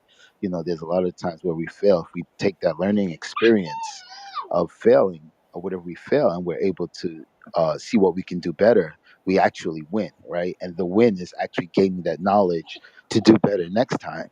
So that's my tip for today: fail and win anyway. That's today's tip. Wally, and I'm done speaking. Wally, you're not done yet. We got Uh-oh. we need more Wally. So when you were growing up, did you ever think that you were going to be a world champion ping pong player, getting millions of views, doing commencement speeches in the New York Times? So I want to just tell us a little about, just briefly, the journey from that to that, Oh yeah, definitely. Oh, and by the way, my TEDx talk is live on TED.com now, so it's pretty fun. But yeah. Oh man, I don't. I as for me, I actually uh hated this sport, and I was as a young kid, I was gang banging real hard at 13 years old. Guns at 13. Doing all kinds of stuff I shouldn't be doing. Grew up with domestic violence, so I really didn't have any ambitions. I really didn't. Hold on one second. What do you want? Got that? Oh, here's that. Here you go. and Yeah. he's a good dad. See that? Go on. Yeah, and I really didn't have any ambitions as a kid. And the most unlikely of sports, which is ping pong, is the one that changed my life, which is a story to say that you never know where your life is going to take you, right? It You should always keep your options open for every possible thing, because you never know. I would never thought that ping pong would get me into the New York Times, get me to all these papers. Actually, someone just mentioned his friend in Florida. I was just on that same podcast, MSCS. So yeah, you never know where certain things can take you. So I accepted the help that I was given. That's another lesson. You know, one, accept help when it's given to you. Two, don't be afraid to ask for help if you really need it, right?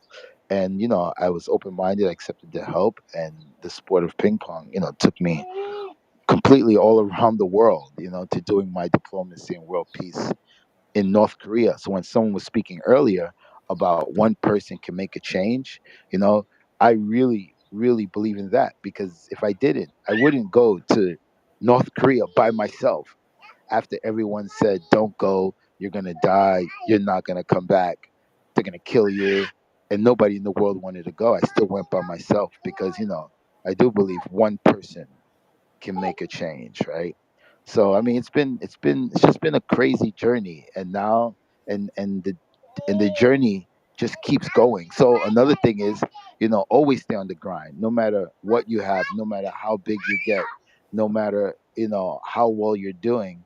The grind never ends. The grind is forever, right? Until I'm in my grave, the grind is forever. So now another chapter of my life is starting now, and it's the whole public speaking.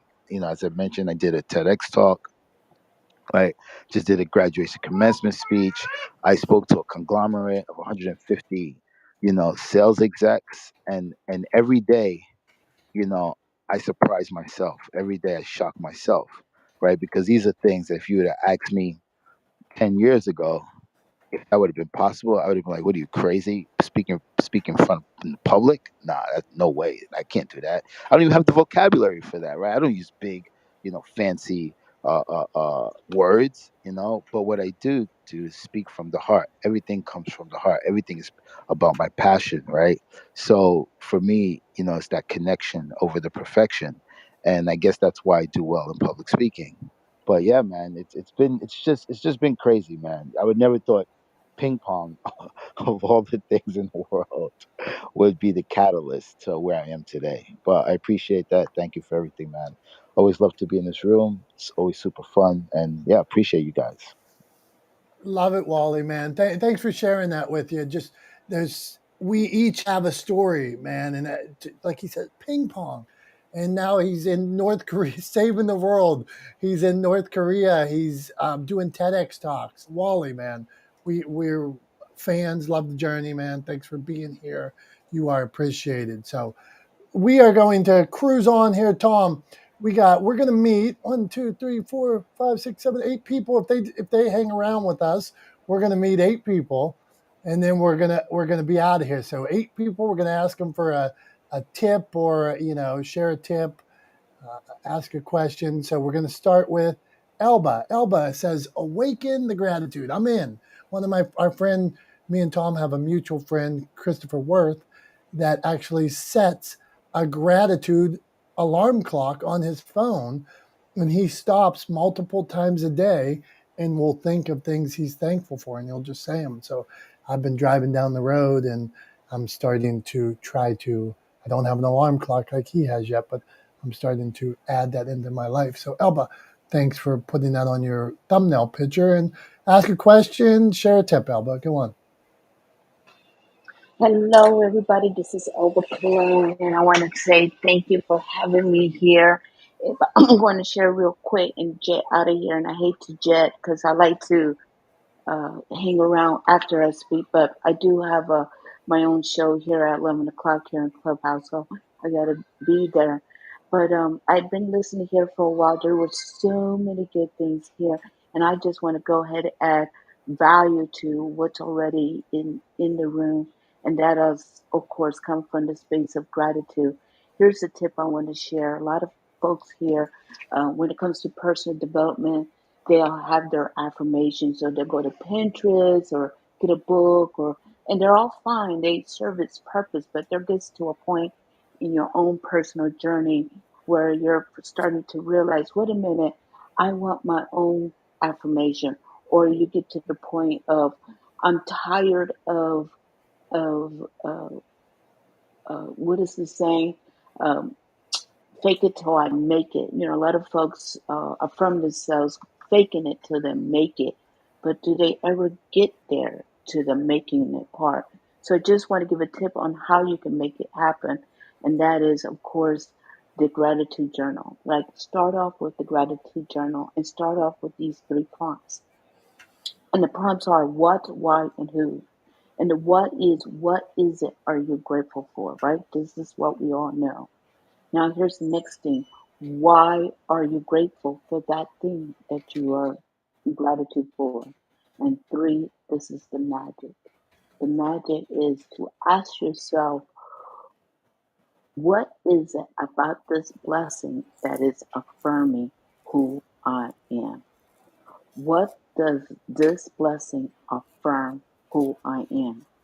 And the reason you want to ask yourself that question is because for whatever for whatever reason you were showing up, you attracted that very thing into your life. You attracted that person, that event, that challenge, that support. You attracted everything to you. So you were showing up away. Now, someone says something here. A failure is not just a failure. Failure is winning because you're gonna, the gift in there are the lessons. The gift in there is the light and the love that was shown to you, that you had a chance to show up and discover your own bravery and courage. There's so many gifts out there, only you would know that gift.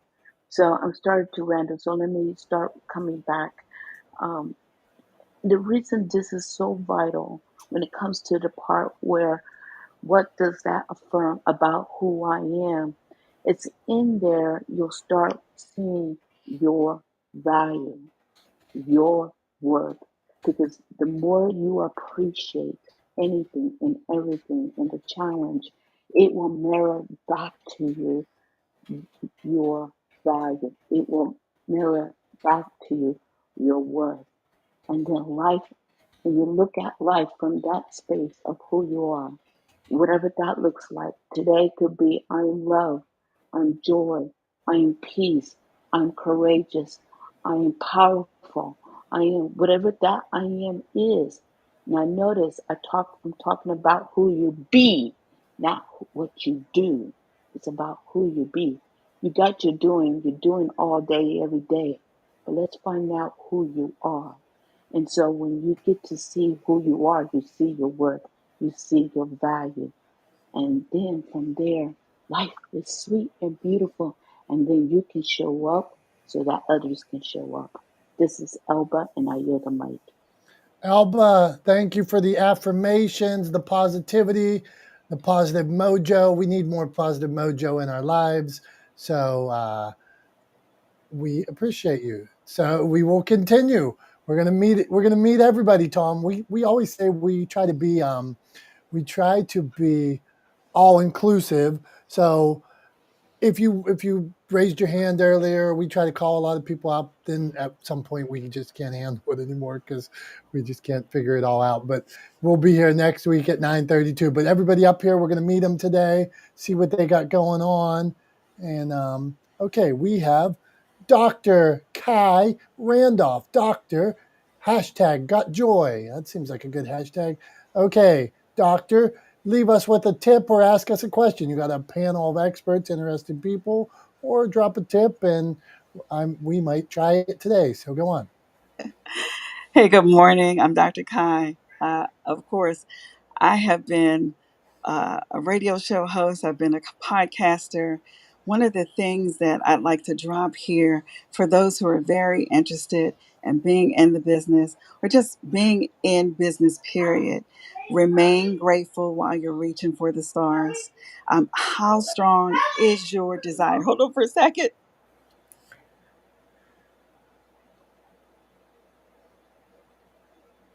Sorry about that, guys. That's all right. Um, We like good parents. So go we go got on. kids, right? How strong is your desire? And I want to let you know that mine has been a full rolling bull for about 24 years since I've been in business, whether or not doing podcasting, doing the radio show hosting, or anything that I've touched on, I have been committed.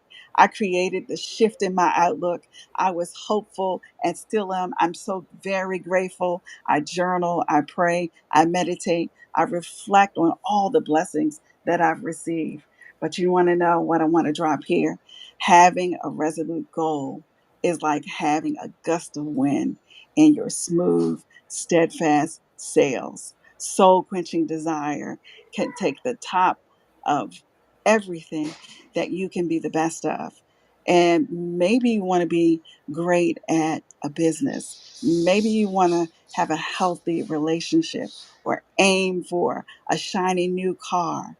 But whatever you do, the most important thing is to reach for your gratefulness and make sure other people know how grateful you are. Whatever you do as an entrepreneur, radio show host, podcaster, remember you're a community based business. And it is so important that you remember you are touching lives. I can't tell you how important it was for me after a month of being a radio show host and being told that you've touched the lives of 125,000 people. After a few months, I realized the responsibility that I had on my part was to make sure people knew through everything that I did, every conversation I had, that they knew I was grateful. Folks, be grateful as you're reaching for the stars. I'm Dr. Kai and I'm complete. Dr. Kai, I got a real quick question for you. And this, doesn't, can literally be like a yes or no. So you can bring to it whatever you want. But we were talking earlier, and I don't know if you were in the room yet. We were talking about associating values with your brand. And I was arguing that, and this is something I fully believe, that as a business, it's important to bring your values forward and to stand on your values and to tie your values to your brand. What are your thoughts on that as somebody who has a lot more business background than I do? So it is the core of everything that you do. And when I work with my clients, whether or not they've been in years business for 20 years or whether or not they're just starting out, people need to know what your core values are, and they must align with everything that you touch. So, um, as I said before, your actions speak louder than words sometimes.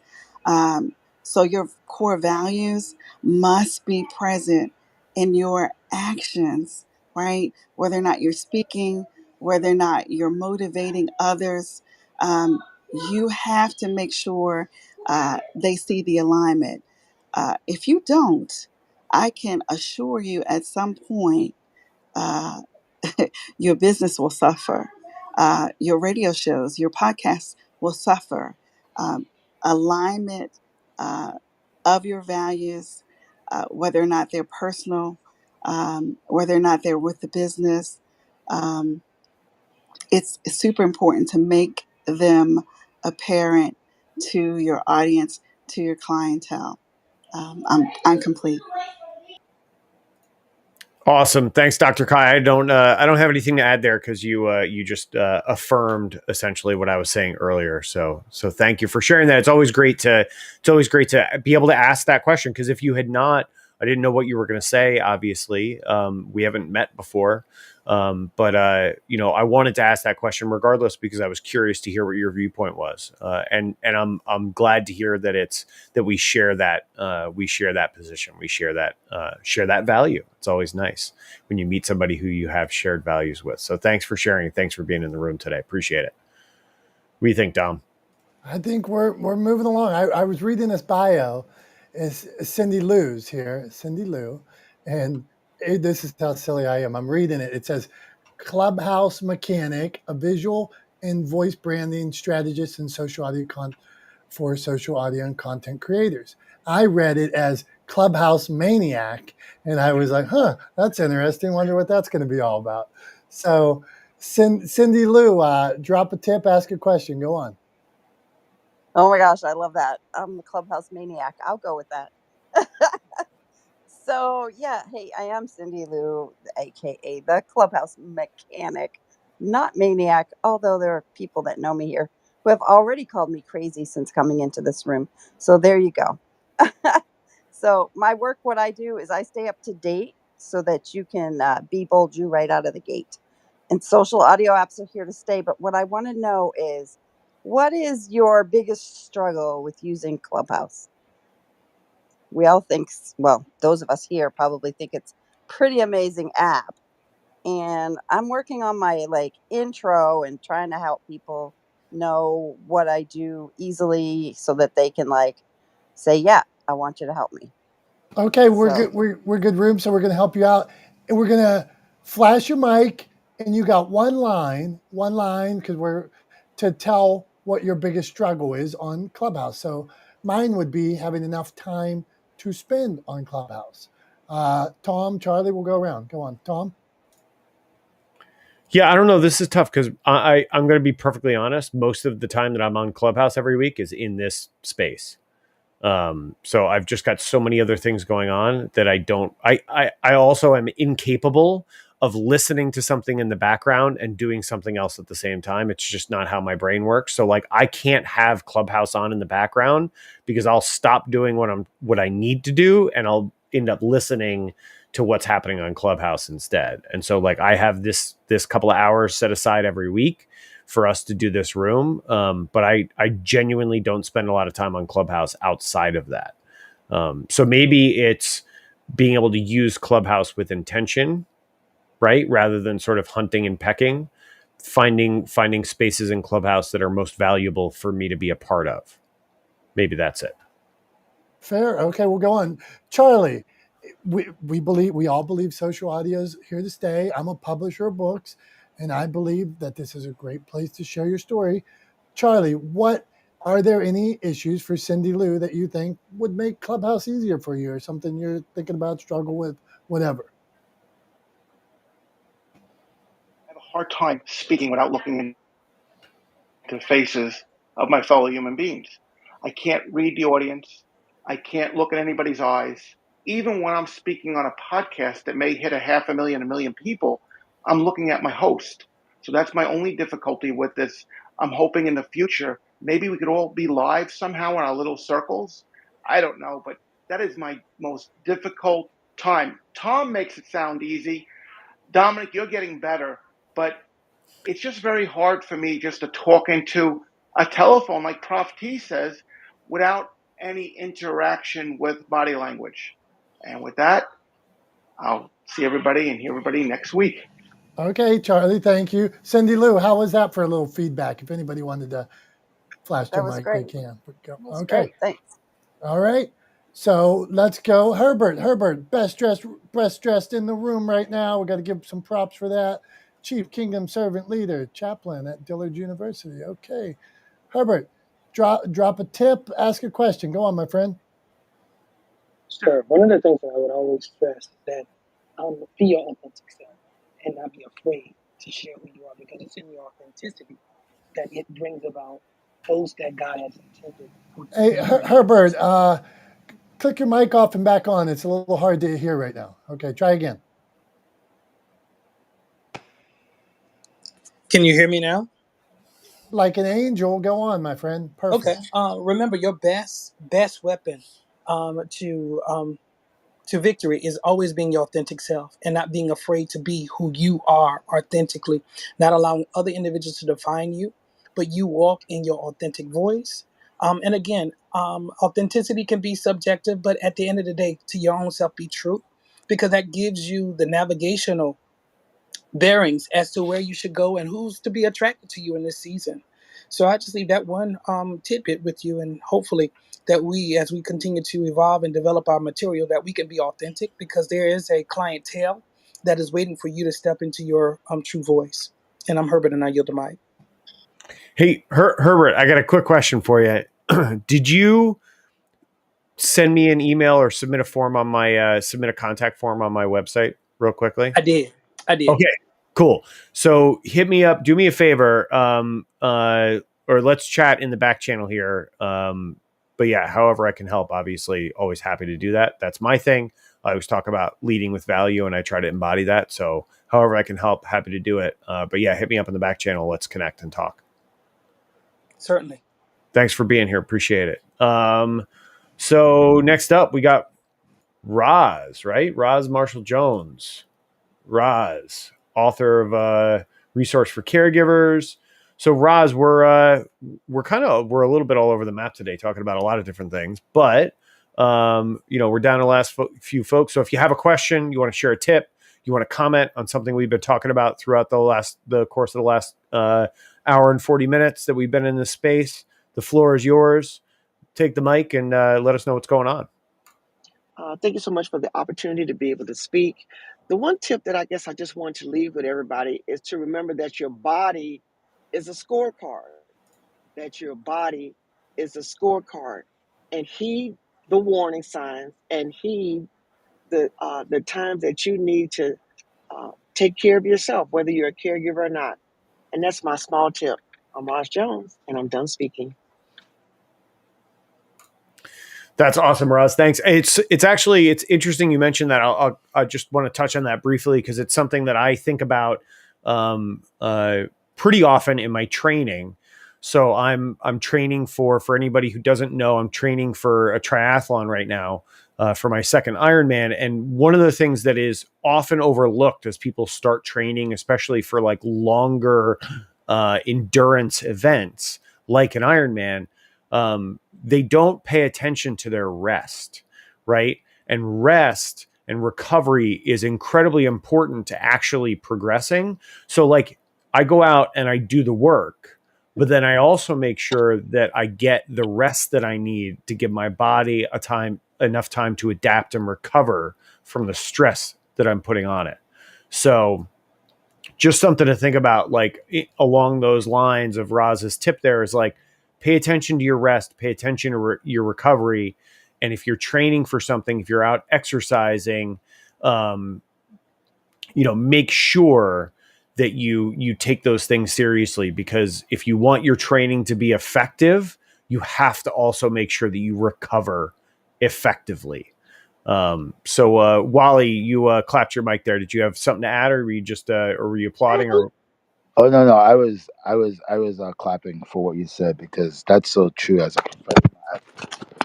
a professional athlete, like, you definitely need to listen. Aiden, Chuck. You need to listen to your body. It's so important. Like, so many times, we'll feel something, and then we'll say to us, "All right, you know what? Let's just get that one last minute, or that one last rep, right?" And it'll be that one last rep and that one last minute that will get you injured. And then now, you're sitting down for weeks now injured, instead of listening to your body and saying, "You know what? I'm feeling this right now. Let me take that rest right now, and that way I'll be able to train harder tomorrow." So yeah, I agree with that 100%. thanks, Wally. Thanks for sharing that. And Dom, I think we're down to the last, but definitely not least of the day. Am I right? That's what I'm seeing. I think that is it Shauna? I think It's Shayna. Shayna. Shayna. Go on, Tom. Welcome, Shayna. She deserves a grand welcome. Grand. Oh, no pressure. No pressure. Just make sure that it's grand. Shayna, welcome. Welcome to the room. So the floor is yours. Whatever you want to share. If it's a tip, if you have a question, if you just want to share some experience, some of your life experience with anybody else in here. I know you've got, you work with folks as a coach. You're a best-selling author. Your wife and mother to 5. So you've got lots of life experience to draw from. So the floor is yours. Please drop some wisdom on us. Awesome. Thank you, everyone. I am Shayna Danielle. Tom, awesome introduction. Dominick, thanks for inviting me, right? And kudos to everyone with all their gems, all of this, knowledge. If y'all haven't been taking notes, go back, listen to the replay. So I'm an author, as Tom mentioned. My daughter at 7, she's an author. We published her at 6. We're featured on Fox, ABC, NBC, whole shebang. And I was able to quit my job. I do this full time now. So I've been full time in this for a year. So my side hustle has become my main business. Awesome. I love it. And in alignment with what Tom was talking about in regards to rest for your body, right? When we are in business or when we are working, a lot of times we keep doing and doing and doing, whether it's us being parents, whether it's us, being creatives, entrepreneurs, things like that. We don't schedule time for rest for our brain. So you have to schedule rest for your brain, whether it's you just getting outside into nature, taking time to journal, getting by the pool, whatever it is you need to do, right? You need to schedule time for rest. And the tip that I want to share is I want you all, whether you're trying to grow on Clubhouse, social media, podcasting, publishing your book, right? Focus on impact instead of income. I know that we are in a business and we're trying to do our things to make a profit. But when you focus on impact, when you focus on your why, when you focus on what's the bigger mission? Like for me, when I specifically work with authors, you have so many authors that say, oh, they'll approach people, I want you to buy my book, buy my book, buy my book. But why do they need to buy your book? There's thousands of books out there and thousands of books on the topic that whatever it is you created. However, your why behind it is why people are going to resonate with you and buy your book or listen to your podcast or whatever it is. So focus on the impacts and the income will come. And with that, I'm complete. Thank you, Shayna. I appreciate that. It's it's one of those things that I've found, uh, uh, especially during this going through this training cycle that I'm in right now. I got injured early on, and so one of the things I started doing was the only thing I was allowed to do was walk after I broke my collarbone in a cycling accident. And all I was allowed to do for exercise was walk. I couldn't run, I couldn't ride. And so I just went out for these long walks, and now I've incorporated that into my training schedule. Has a rest day built into it, so Mondays are my rest day.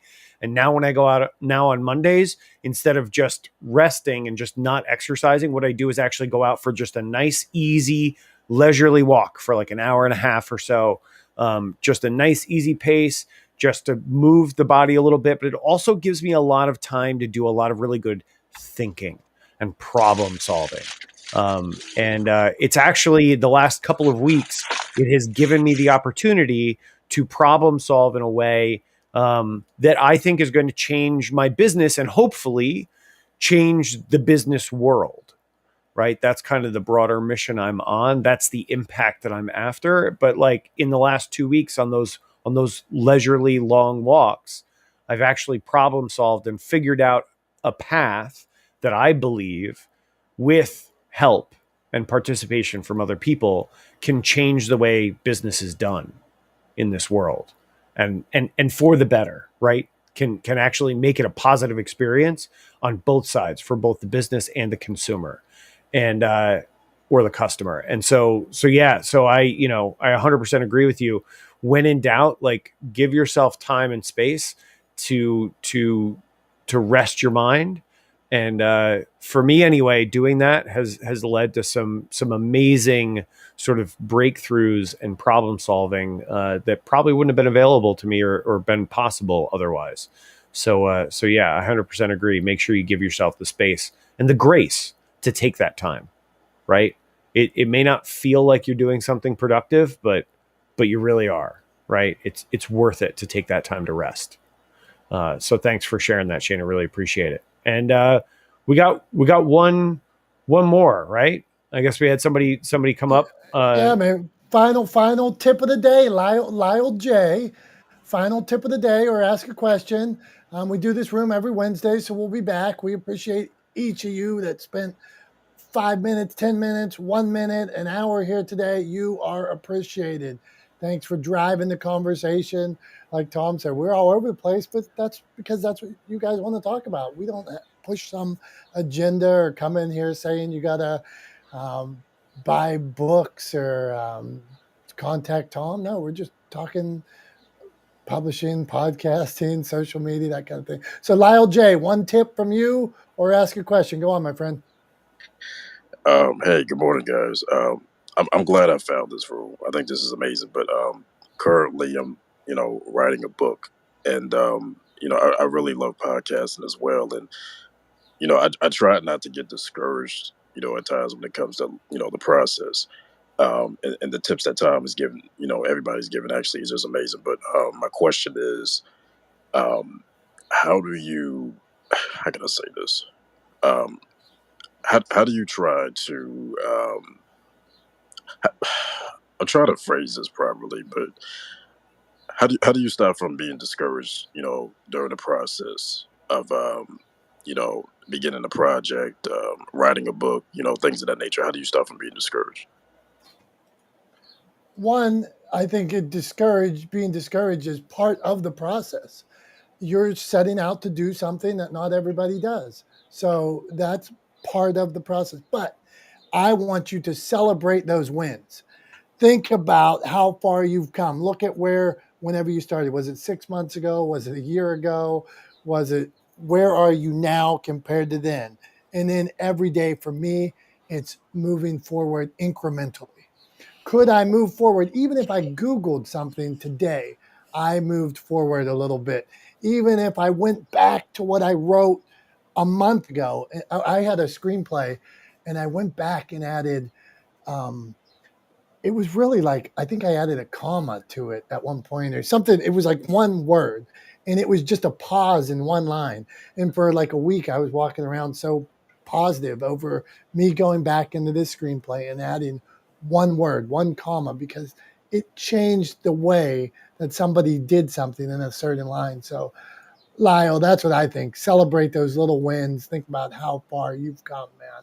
So, that's where I'd go, Tom. You? Yeah. I mean, I totally agree with you, Dom. I think embracing the struggle and embracing the journey is part of it, right? I mean, everything we do faces ups and downs, right? It's not life is not a linear path, right? And it's not always in a positive direction.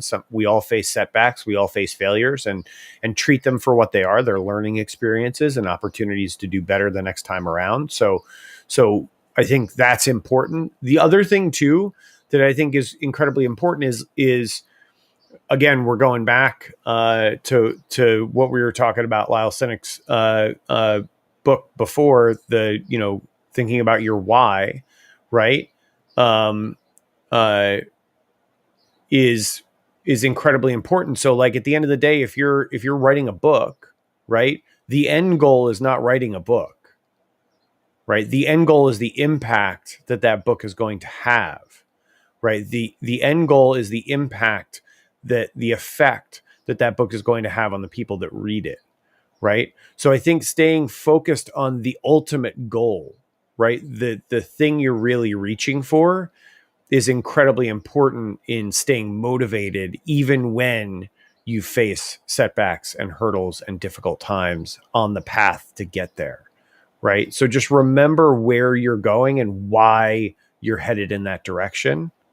And draw strength from that to overcome the setbacks that you will inevitably face in the course of pursuing any goal. I hope that helps. Yeah, definitely. I appreciate that. And I do have one more question too. So, I see, the full service media production company pinned above. I checked out the website. I think it's pretty fantastic. So, I just also want to know, like, are you guys currently, looking for more individuals who, are interested in the field of media, who are like photographers or videographers, things of that nature? Thank you for the compliments on the website. Appreciate that very much. In what capacity? Sorry, I'm not sure I understand the question. So in what capacity are we? I mean, I'm always interested in connecting with with folks in related fields and talking to folks in related fields and sort of growing my network and helping them grow theirs. So in that capacity, definitely. But I'm not, is that what you're asking? I'm not sure. Well, basically, currently I'm in the field of marketing, and I'm looking to transition actually. So, I was wondering if you're looking for like more video editors, things of that nature. Like photographers, anybody who's interested in the creative fields. Yeah, I mean, we can connect offline if you want to drop me if you want to drop me a back channel or something, and we can connect on offline and talk about that for sure. Always looking to grow the network and work with new folks. Cool. Appreciate it. 100%. My pleasure. Thank you. And Dom, so that's it, Dom. We did it. We did it. Let's give ourselves a pat on the back. We made it. How about some claps? Thank you. We made it through. Okay. We made it through. Oh, I can hold on. Let me do this. We're the best. We're the best. We can give ourselves some claps. Ready? Here we go. There we go, Tom. Well done. Well done. You gotta love the silly sound effects on Club Deck. Hey, Tom, this is what I'm going to leave you with today, and this is just my thought in general. One, great room. We're super appreciative of everybody that comes through here every week. In the summer, you could have had 1,000 other places to go. We know that, so we're super appreciative of that. But the one thing that I wanted to leave you with today is we're coming up on the 4th here. You appreciate it. Soak in every second. You deserve it. You deserve to have that party. Go out and enjoy the family, enjoy the friends. You absolutely earned it. And from my perspective, I'm thankful for each of you, grateful for each of you, and we'll see you back here again. That's what I got, Tom. I love that, Tom. I mean, look, I think I probably say this every week as we wrap up the room, but I'm incredibly grateful for the community here, for the folks that come back. It's amazing to me to see the folks that come back week after week after week, to spend this time with us on Wednesday mornings. I'm just incredibly grateful for everybody who's here, all the wisdom and knowledge and experience that they share on a regular basis with everybody in this space. And yeah, I couldn't be more grateful. I couldn't be more grateful. And I wanted to, there's one thing I wanted to share with everybody and actually an ask. I'm actually going to ask for something, which is sort of out of character for me, but I'm going to ask because I know that this is something I can't do on my own. So as I mentioned earlier, I'm kind of on this mission to change the way the business world operates and to change the relationship between businesses and their customers and consumers. And I think there's a better way to do it. We've talked about it before. I've talked about it on some folks' podcasts, talked about my legendeering strategy. And I have a way of using my legendeering strategy to change the way business is done. And so what I'm going to do moving forward is for every new client that we begin working with that employs us to execute on one of our legendeering strategies, we're also going to provide a free seminar program to early stage entrepreneurs, solopreneurs, small businesses who can't afford to hire companies like ours, right? To help teach them how to do this on their own, to give them the skill set they need to improve the way they communicate with their communities and interact with their customers and clients, to build relationships and to lead with value. And so that's the help that I'm going to ask with. I'm going to start creating some content around this. And I'm going to ask everybody to please share that content when it comes by. So it's a light lift. All I'm asking for is a little click of the mouse button or a little workout of one of your thumbs to share some of the content that I put out around this. But I know I can't change the world by myself, but I 100% believe that we can change the world together and we can make it a better place for all of us and change the way businesses interact with their communities and get rid of this idea of extractionary capitalism where it's profit above all else. And actually help businesses build relationships that mean something with the people that they serve. So that's what I'm setting out to do, and I'm going to ask for everybody's help here in this space. And I am grateful in advance for it. So thank you to everybody being here. Keep an eye out for some of that content. I'll continue to talk about it as we move forward. And warm up your thumbs and get your index fingers ready to click like and share on that content I put out, because the more people we can get to participate, the better chance we have of changing the world. And that's all I have for this week. So thanks, everybody. Much appreciated, as always, for tuning in, sticking with us, sharing yourselves and your insights with Dom and I as we kind of host this platform for you guys. Thank you for being a part of it. We love you. We appreciate you. And we will see you next Wednesday. Thanks very much.